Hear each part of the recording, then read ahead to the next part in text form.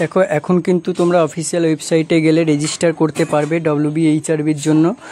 তোমরা ডব্লিউবিএইচআরবির official website খুলবে, সেখানে খুলে এরপরে যারা রেজিস্টার করেছিলে তারাও করতে পারবে, আর যাদের হচ্ছিল না সমস্যাটা তারাও রেজিস্টার করতে পারবে। এখন এখানে কোনো নোটিশ দিয়েছি কিনা সেটা তোমাদের দেখিয়ে দিই। দেখো কোনো রকম নোটিশ কিন্তু এটা পাবলিশ করেনি, অর্থাৎ তোমাদের বারে বারে রিচেক করে এটা দেখতে হতো।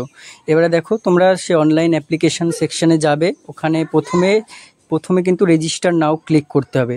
রেজিস্টার নাওয়ে ক্লিক করার পরে তারপরে তোমার একটা পেজ খুলবে এইরকম, সেখানে তোমরা অ্যাপ্লাই ফরের জন্য বেসিক বিএসসি হলে বেসিক বিএসসি বা পোস্ট বেসিক হলে পোস্ট বেসিক, আর যারা জিএনএম করছো তারা হচ্ছে এখানে এই অপশানটা জিএনএম ক্লিক করবে।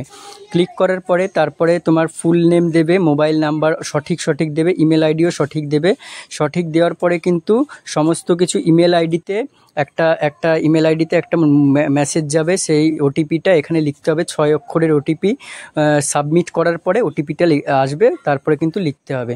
তো এটা সাবমিট করার পরে একটা অথেন্টিকেশন কোডও আসবে, আর একটা ইমেল কোড আইডি আসবে। অথেন্টিকেশন কোডটা এখানেই দেখতে পারবে, লিখে দেবে, আর ইমেল আইডিটাও লিখে দেবে। তারপরে তোমরা সেট পাসওয়ার্ড করে সাইন আপ করবে। সাইন আপ সাকসেসফুলি হয়ে গেলে তারপরে রেজিস্টার করা